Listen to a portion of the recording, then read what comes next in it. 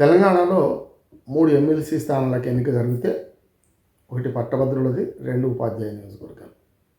వరంగల్, నల్గొండ, ఖమ్మం ఉపాధ్యాయ నియోజకవర్గాల్లో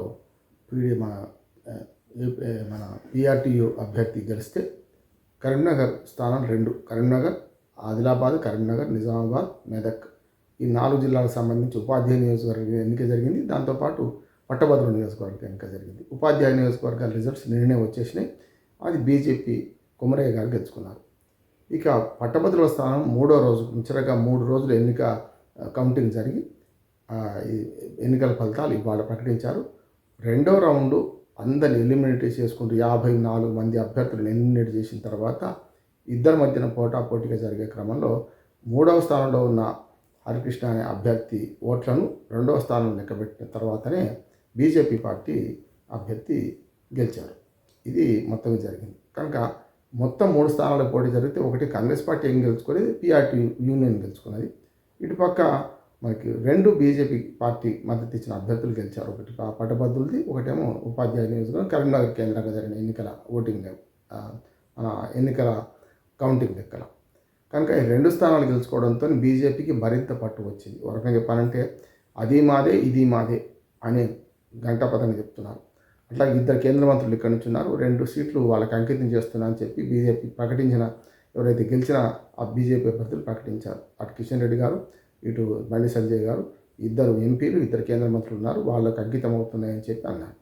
ఒకసారి బీజేపీ ఎదుగుదల చూసుకుంటే ఒక రకంగా రాష్ట్రంలో అధికారంలోకి వస్తానంత పెరిగింది. మనకి 2వసారి కేసీఆర్ ఎన్నికైన తర్వాత 2వ టర్మ్లో ఆయన వైఫల్యాలు ఎండగట్టడంలో కానీ, ఆయన విషయంలో గట్టి విమర్శలు చేయడంలో కానీ ఈయనగా నక్కల పాలు చేసినట్టు వాళ్ళ కృషి వాళ్ళది చివరికి లాభపడ్డది ఎవరంటే కాంగ్రెస్ పార్టీ. గట్టిగా బీఆర్ఎస్ లేకపోతే కేసీఆర్ కుటుంబం మీద పెద్ద పెద్ద ఆరోపణలు చేసి చాలా మనకి ఒక రకంగా హైప్ క్రియేట్ చేసి ప్రజల్లో కేసీఆర్ మీద వ్యతిరేకతను పెంచి చేసిన ఫలితము దక్కించుకున్నది కాంగ్రెస్ పార్టీ ఆనాడు. ఏది మనకి అసెంబ్లీ ఎన్నికలు 2023 జరిగిన అసెంబ్లీ ఎన్నికల్లో. కనుక అట్లా చూసుకుంటే ఇప్పుడు జరుగుతుంది ఏంటంటే ఒక రకంగా చెప్పాలంటే దాని కొనసాగింపుగా మెల్లగా మళ్ళీ పుంజుకుంటుంది. అంటే బండి సంజయ్ని తీసేయడం వల్ల జరిగిందా, కిషన్ రెడ్డి రావడం వల్ల జరిగిందా అంటే ఇప్పుడు మొత్తం మీద ఒక బండి గాడిలో పడింది అనొచ్చు. అసెంబ్లీలో అధికారంలోకి వస్తామన్నంత సీన్ క్రియేట్ చేసిన బీజేపీ కేవలం 8 అసెంబ్లీ సీట్లతో ఆగిపోవడం, 39 సీట్లు ఏమో బీఆర్ఎస్కి రావడం, ఇటు పక్క 7 సీట్లు ఎంఐఎం అట్లాగే దక్కించుకోవడం, 64 సీట్లు ప్లస్ సిపిఐ ఒకటి 65 సీట్లతో కాంగ్రెస్ పార్టీ అధికారం రావడం చూస్తే దాన్ని బట్టి మనకు అర్థమవుతుంది ఏంటంటే మెల్లగా సాపకి నీళ్ళలాగా చొచ్చుకొచ్చిన బీజేపీ పార్టీ అసెంబ్లీ ఎన్నికల్లో అధికారానికి రాలేకపోయినా ఆ తర్వాత 8 నెలలలోపు జరిగిన ఎన్నికల్లోకి వచ్చే కల్లా మరి పార్లమెంట్ ఎన్నికల్లో అధికార పార్టీ కాకపోయినా, ఇటుపక్క ప్రధాన ప్రతిపక్ష పార్టీ కాకపోయినా బీఆర్ఎస్ను మొత్తం తుంగలో దొక్కేసి ఆ పాతాళాన్ని దొక్కేసి 8 సీట్లను మొత్తం 17 సీట్లుంటే ఎంఐఎం సీటు గ్యారెంటీ ఒకటి కనుక ఉన్న 16లో అధికార పార్టీ రాష్ట్రంలో ఉన్న అధికార పార్టీ కాంగ్రెస్తో సమానంగా 8 సీట్లు పంచుకున్నది. చూశాం కదా.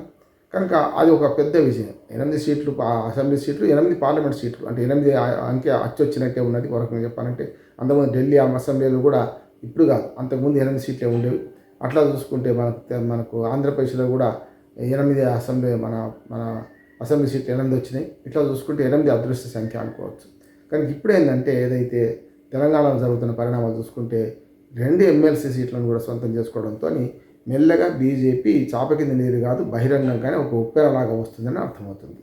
అంటే ఈ ఎమ్మెల్సీ సీట్లను బట్టి మనం నిర్ణయం చేయలేము. ఎందుకంటే ఎమ్మెల్సీ సీట్లు ఉపాధ్యాయులు కేవలం 30,000 లోపు ఓట్లే ఉన్నాయి. అట్లానే మనకు గ్రాడ్యుయేట్స్ కూడా 2,60,000 పోలేదు. అంటే ఒక అసెంబ్లీ నియోజకవర్గం అంత ఓట్లు కాకపోవచ్చు. కానీ ట్రెండ్ ఎట్లా నడుస్తుంది అనే దాన్ని చూసుకుంటే బీజేపీకి అనుకూలంగా నడుస్తుంది. ముఖ్యంగా చదువుకున్న వాళ్ళలో ఎట్లాగున్నది బీజేపీకి అనుకూలంగా.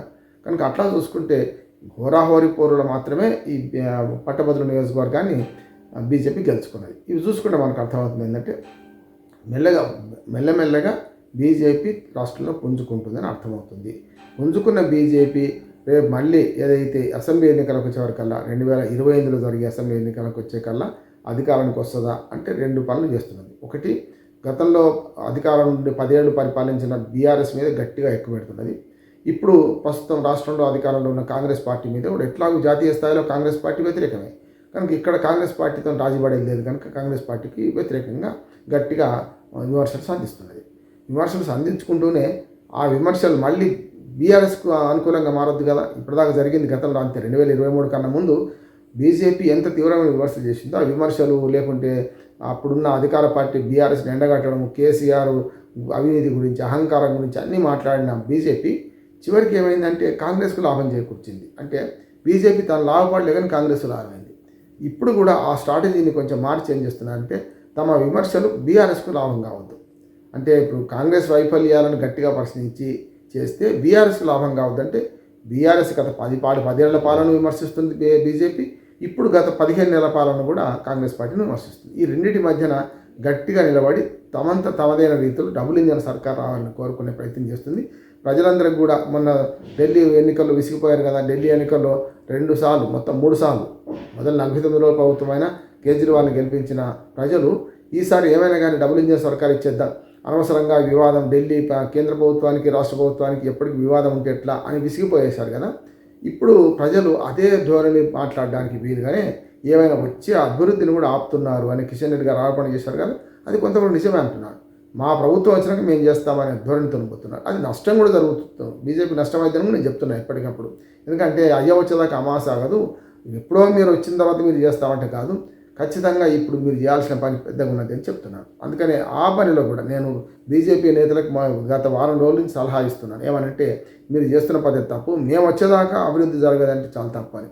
అందుకని కిషన్ రెడ్డి గారి వాళ్ళ కేంద్ర మంత్రి అమిత్ షాని కలిసి, లేకుంటే కొందరి మంత్రులను కలిసి రాష్ట్రానికి రావాల్సిన నిధులలో, లేకుంటే అభివృద్ధి పథకాలలో రాష్ట్రం చేయాల్సిన పనులు ఏమిటి, మన మోడీ గారు రేవంత్ రెడ్డి చెప్పారు కదా, ఆయన ఒకటి అడిగితే వాళ్ళు 2 చెప్పారు. మీ రాష్ట్రం నుంచి వచ్చే ఫండ్స్ మీ రాష్ట్రం నుంచి మీరు సౌకర్యాలు కల్పించాలన్నారు కనుక అట్లా కిషన్ రెడ్డి గారి వాళ్ళ పని ముందు పెట్టినట్టున్నాను నేను.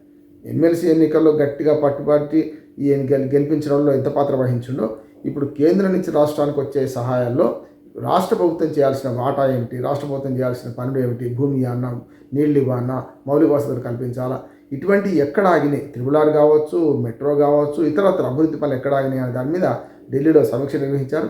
దాని ద్వారా ఇప్పుడు క్లారిటీతోనే కిషన్ రెడ్డి రాష్ట్రానికి వస్తారు.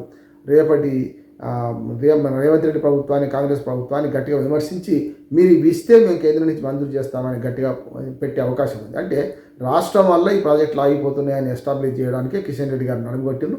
ఇప్పుడు కిషన్ రెడ్డి గారి మీద పెద్ద ఎత్తున విమర్శ చేస్తున్నారు కదా రేవంత్ రెడ్డి.